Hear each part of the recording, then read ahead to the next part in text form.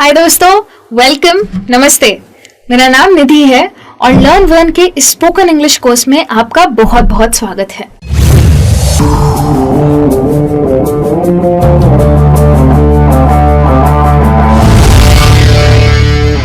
काफी सारे क्लासेस आप मेरे साथ ले चुके हैं और मैं जानती हूं कि अब तक आपको इंग्लिश में सिंपल कॉन्वर्सेशंस करना आ गया है।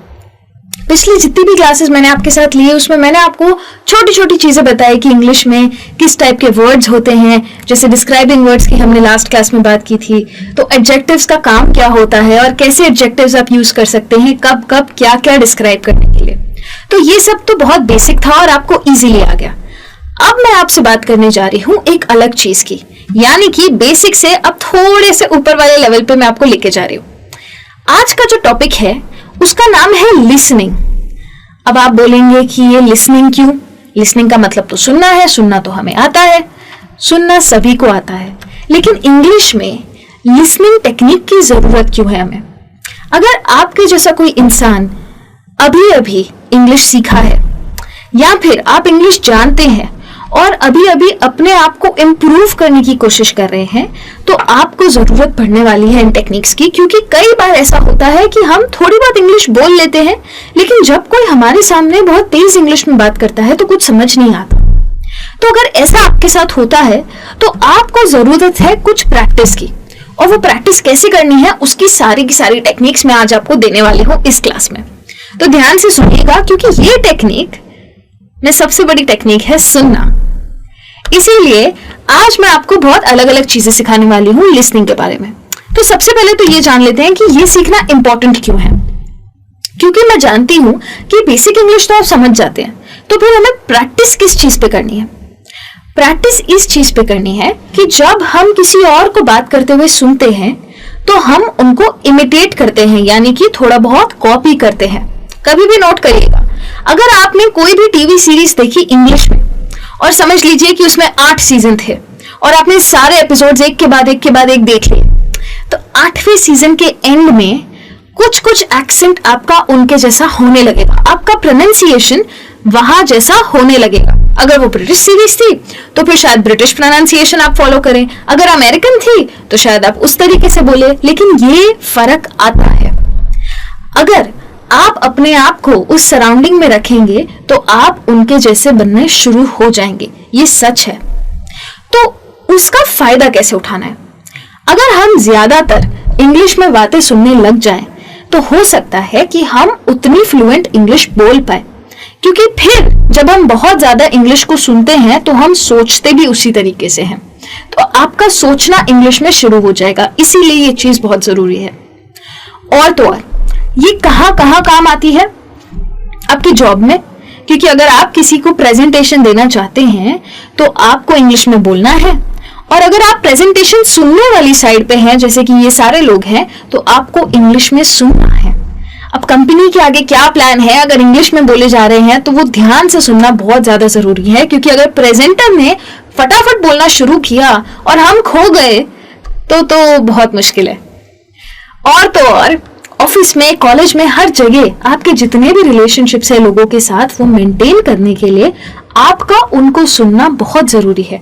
और अगर वो इंग्लिश में बात करना प्रेफर करते हैं तो उसमें हमारी क्या गलती है? तो फिर हमें इंग्लिश सुनने की बहुत सारी प्रैक्टिस करनी है। अब पहले तो काम ये कीजिए कि सोचिए कि कौन सी ऐसी जगहें हैं जहां पे आपको इंग्लिश सुननी होती है। हर इंसान की लाइफ में अलग अलग जगहें होती है। अगर आप स्कूल जाते हैं तो स्कूल में आजकल कंपलसरी हो गया है इंग्लिश में बात करना, तो टीचर इंग्लिश में बात करेगी, समझने के लिए आपको इंग्लिश सुननी है। कॉलेज में भी कई कॉलेजेस में ऐसा होता है कि इंग्लिश में ही बात होती है। अगर आप किसी कॉर्पोरेट में काम करते हैं तो हो सकता है वहां पे आप इंग्लिश में बात करना चाहें या सामने वाले की बात सुनना चाहें, तो वहां आप इंग्लिश सुनते हैं। कई बार इंग्लिश की ऐसी एग्जाम्स होती है जैसे कि IELTS, TOEFL, PT, ऐसी सारी एग्जाम्स में लिसनिंग का एक पेपर आता है, वहां पे भी आपको इंग्लिश सुननी पड़ती है। और सबसे इंपॉर्टेंट चीज, इंटरव्यूज, जॉब चाहिए तो वो तो इंग्लिश में ही बात करेंगे ना, तो उनकी इंग्लिश समझ आना भी तो बहुत जरूरी है। तो इसीलिए जिस जगह पे आपको इंग्लिश सुननी है उस तरीके से आप इंग्लिश को सुनने की प्रैक्टिस करेंगे, उस तरीके का कंटेंट आप सुनेंगे। तो सबसे पहली टेक्निक सुनने की ये है कि ध्यान से सुनिए। कई बार ऐसा होता है कि जब मुझे कोई भाषा पसंद नहीं होती है तो लोग बोलते रहते हैं और मेरा ध्यान भटक जाता है, और लंबे लेक्चर्स में ऐसा बहुत ज्यादा होता है। जब आप किसी सेमिनार में बैठे हैं या लेक्चर में बैठे हैं और स्पीकर जो है वो इंग्लिश में बोलते ही जा रहे हैं, जहां से आपके दिमाग को समझ आना बंद हो गई, वहां पे आपका दिमाग सुनना बंद कर देगा। ये चीज होती है, इसीलिए अटेंशन पे करना बहुत ज्यादा इंपॉर्टेंट है। तो सबसे ज्यादा इंपॉर्टेंट चीज क्या है यहाँ पे, कैसे अटेंशन आप पे करेंगे? अगर आप प्रैक्टिस करेंगे फोकस करने की, जब आप घर पे प्रैक्टिस कर रहे हैं लिसनिंग की, तो पॉडकास्ट जैसी चीजें सुनिए, क्योंकि पॉडकास्ट में कोई वीडियो नहीं होता, तो बहुत आसान है कि आपका ध्यान भटक जाए पॉडकास्ट से। कोशिश कीजिए कि कोई और काम ना करें आप और सिर्फ उस पॉडकास्ट को ही सुनिए, और फिर देखिए कि कितना कंसंट्रेशन रहता है आपका। इस तरीके से जब आप प्रैक्टिस करेंगे तो आप अटेंशन दे पाएंगे। उसके अलावा अगर आपको लगता है कि आपको समझ में नहीं आ रही है कोई बात, कोई वीडियो चल रहा है और आप समझ नहीं पा रहे हैं, तो सबटाइटल्स ऑन करके उसका जो बोलने का स्पीड है उसको 1x पे कर दीजिए। आज हम सबके पास स्मार्टफोन्स है, स्मार्ट टीवीज है, इतना सारा इंटरनेट है, तो क्यों ना इसको अच्छी तरीके से यूज करें। 1x करने का जो सिस्टम है वो हर जगह हर ऑडियो वीडियो में होता ही है, तो उसको करने की कोशिश कीजिए। और जैसे जैसे आपको आदत पड़ती जाए वैसे वैसे सुनने की स्पीड को बढ़ा दीजिए। उनकी बोलने की स्पीड बढ़ेगी तो आपकी सुनने की स्पीड बढ़ेगी और अटेंशन देना मुश्किल होगा।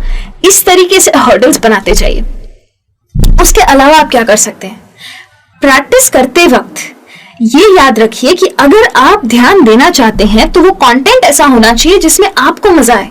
अगर आप न्यूज सुनने के शौकीन हैं तो BBC इंग्लिश लगा लीजिए। अगर आपको मूवीज या टीवी शोज की जरूरत है तो नेटफ्लिक्स, प्राइम वीडियो, बहुत सारी जगहें हैं जहां पे आप कर सकते हैं। ढेर सारे OTT प्लेटफॉर्म्स है। टीवी पे भी बहुत सारे ऐसे चैनल आते हैं जो कि इंग्लिश में शोज दिखाते हैं, तो वो यूज कर लीजिए। आप अगर पढ़ने के शौकीन हैं तो ऑडियो बुक लगाना शुरू कीजिए, क्योंकि पढ़ने से रीडिंग का प्रैक्टिस होगा, लेकिन अगर सुनने की प्रैक्टिस करनी है तो ऑडियो बुक सुनना बेस्ट ऑप्शन है। अगर आप पढ़ने के शौकीन नहीं हैं तो पॉडकास्ट सुन लीजिए, या फिर सबसे ज्यादा अच्छी चीज है कि आप गाने सुन लीजिए। इंग्लिश गानों में जितना फास्ट इंग्लिश होता है उतना और कहीं नहीं होता है। कभी कभी इतना फास्ट इंग्लिश होता है कि इंग्लिश टीचर्स भी नहीं समझ पाते हैं। तो गाने सुनने की प्रैक्टिस कीजिए और साथ साथ में लिरिक्स को गाइए। क्या सोचा था, गाने गाने से भी इंग्लिश आ सकती है? बिल्कुल पॉसिबल है।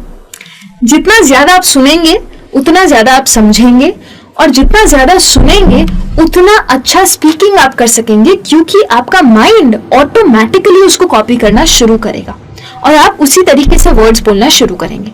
तो आपका प्रोनाउंसिएशन बहुत हद तक इंप्रूव होगा लिसनिंग करने से। और उसके अलावा बहुत बार ऐसा होता है कि मैं कुछ सुन रही हूँ या कुछ देख रही हूँ और कोई ऐसा वर्ड आ गया इंग्लिश में जो मुझे समझ नहीं आ रहा। अब दिमाग हमारा उसी वर्ड पे अटक जाता है, इस वर्ड का क्या मतलब होगा, क्यों नहीं समझ आ रहा। फिर सोचते हैं डिक्शनरी खोले, एक दो बार खोलते भी हैं, लेकिन उसके बाद बार बार कौन डिक्शनरी खोले और कौन गूगल करे, भूल जाते हैं। इसलिए नए वर्ड्स हम सीख ही नहीं पाते। तो कोई बात नहीं, अगर आपको कोई वर्ड समझ में नहीं आ रहा है तो उसका मीनिंग अज्यूम कीजिए। कैसे अज्यूम करेंगे आप मीनिंग को, कैसे अंदाजा लगाएंगे कि इस वर्ड का ये मीनिंग है? जब आप कोई सेंटेंस सुनते हैं तो उस सेंटेंस का मीनिंग अगर आपको समझ आ जाता है तो आपको उस वर्ड का मीनिंग जानने की जरूरत ही नहीं रहेगी। अगर कोई सेंटेंस है जिसमें कोई एक वर्ड है तो आप अंदाजा लगाइए कि अगर ये सेंटेंस का मीनिंग है तो शायद इस वर्ड का ये मीनिंग होगा, और उतना काफी है। अगर आपको एग्जैक्ट मीनिंग नहीं भी पता तो ये याद रखिए कि सुनते वक्त सबसे इंपॉर्टेंट चीज है जनरल आइडिया को समझना। ये नहीं है कि एक एक वर्ड को समझे, कोई आपसे वर्ड का मतलब पूछने नहीं आएगा। स्पोकन इंग्लिश का ये बेनिफिट है कि आपको वर्ड का डेफिनेशन रटा हुआ नहीं होना चाहिए। अगर आप इंग्लिश में सुन रहे हैं, सुनने की तैयारी कर रहे हैं, तो अपने आप उस चीज को प्रिडिक्ट करना शुरू कीजिए कि आगे वो क्या बोलेंगे। अब ये मूवीज और टीवी शोज में तो मुमकिन नहीं है, क्योंकि अगर प्रिडिक्ट कर लेते तो मूवी हिट नहीं जाती। लेकिन अगर आप कोई लेक्चर, कोई सेमिनार या कोई पॉडकास्ट की बात सुन रहे हैं, या अगर आप कोई ऐसी चीज देख रहे हैं जैसे कि न्यूज, तो आपको बहुत इजीली पता चल जाएगा कि ये स्पीकर आगे इस चीज के बारे में बात करने वाला होगा। और अगर आपको वो प्रिडिक्ट करना आ गया तो फिर आपका माइंड प्रिपेयर हो जाएगा कि अब आगे ये चीज आने वाली है, तो मैं ये चीज सुनने के लिए तैयार हो जाऊं। जब आप तैयार हो जाते हैं तो आपका अटेंशन बढ़ जाता है। तो ये प्रिडिक्शन की जो टेक्निक है ये बहुत जल्दी अप्लाई करना शुरू कर लीजिए। प्रिडिक्शन की टेक्निक कैसे अप्लाई करेंगे? साइन पोस्टिंग लैंग्वेज करके एक चीज होती है। जैसे कि आप कभी रोड पे जा रहे होते हैं तो आप देखते हैं कि टर्न राइट, टर्न लेफ्ट जैसे बोर्ड लगे हुए होते हैं, या स्टॉप, ड्राइव स्लो जैसे भी बोर्ड्स लगे हुए होते हैं। वो होते हैं साइंस, हमें बताने के लिए कि अब आपको ये करना है। इंग्लिश की लैंग्वेज में और हर एक लैंग्वेज में ऐसे साइन। तो ये साइन पोस्टिंग हमारे लिए करता क्या है? ये साइन पोस्टिंग हमें बताता है लैंग्वेज में कि अब ये बात आने वाली है। तो हर स्पीकर ऐसे ही बोलता है कि इसके बाद मैं बात करूंगा इस चीज की। इंग्लिश में कहते हैं after this I will talk about XYZ, next I am going to talk about XYZ, now let's move on to the next topic. जैसे कि मैं जब ये क्लास शुरू करती हूँ तो मैं आपको बताती हूँ कि पिछली क्लास में हमने ये बात की और इस क्लास में मैं आपसे ये बात करने वाली हूँ। तो जैसे ही मैं कहती हूँ इस क्लास में, तो आप समझ जाते हैं कि अब ये क्लास का टॉपिक बताएंगे। तो इससे कहते हैं साइन पोस्टिंग लैंग्वेज को समझना, जो कि इंग्लिश में भी होती है। तो इन वर्ड्स के लिए ध्यान रखिए, क्योंकि जैसे ही आप प्रिडिक्ट कर लेंगे, जैसे ही आप समझ जाएंगे कि अब कुछ आएगा, वैसे ही आपको आदत लग जाएगी इंग्लिश को अच्छे से सुनने की। आज मैंने आपसे बहुत सारी बातें की है, मैंने आपको बहुत सारे टेक्निक्स बताए हैं लिसनिंग इंप्रूव करने के। तो वेट मत कीजिए, जल्दी जल्दी जाइए, कोई भी movie, TV show, series, news या पॉडकास्ट लगाइए और इंग्लिश में सुनने की प्रैक्टिस कीजिए। अगर आप ये सब चीजें ना सुनना चाहे तो आप अपने दोस्तों को फोन करके उनको कह सकते हैं कि इंग्लिश में बात करो, मुझे सुनना है। जितना ज्यादा अपने आप को एक्सपोज करेंगे इंग्लिश की तरफ, उतना ज्यादा प्रैक्टिस आपका अच्छा होता जाएगा और उतने ज्यादा अच्छे स्पीकर आप बनते जाएंगे। अगर आप तो आपको दिक्कत नहीं आएगी, लेकिन अगर आपको इसके बाद भी क्वेरीज है तो जल्दी जल्दी जाइए forums.learn1.com पे और वहां पे जाके अपने क्वेश्चंस को पोस्ट कीजिए। ये क्वेश्चंस के आंसर्स आप जिस भाषा में चाहेंगे उस भाषा में आपको मिलेंगे और यहाँ पे डिस्कशंस भी बहुत सारे होते हैं। तो जल्दी से इस वेबसाइट पे जाके अपने क्वेश्चंस को पोस्ट कीजिए। अगली क्लास में मैं आपसे मिलूंगी रीडिंग टेक्निक्स को लेके। लिसनिंग आज आप सीख चुके हैं, अगली बार रीडिंग टेक्निक्स लेके आने वाली हूं, इसलिए जल्दी जल्दी जाइए, जल्दी जल्दी वापस आइए। मैं भी चलती हूँ। Thank you so much and bye bye.